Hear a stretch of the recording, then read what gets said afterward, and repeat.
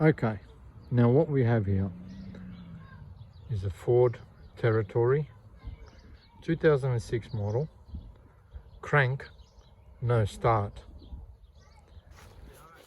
Here we go.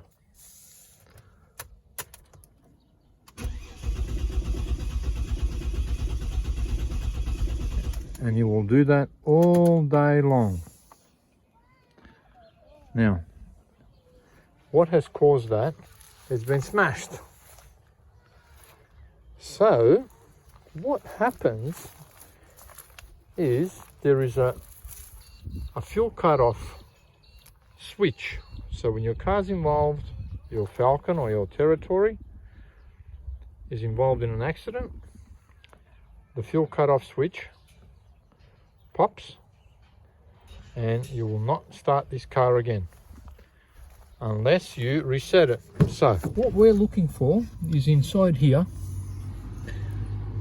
right up above this side panel, and this is on the passenger side, not driver's side, passenger side, so left hand side. Up here, right up above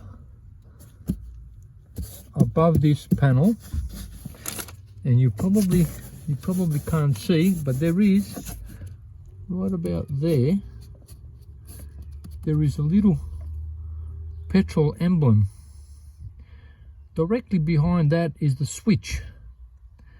Now I know it's there and I'm going to reset it. Unfortunately you won't get to appreciate that. There it is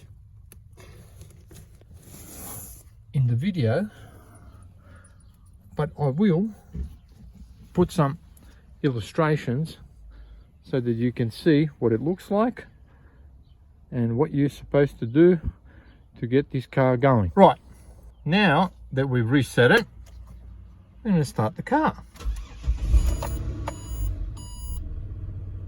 There you go.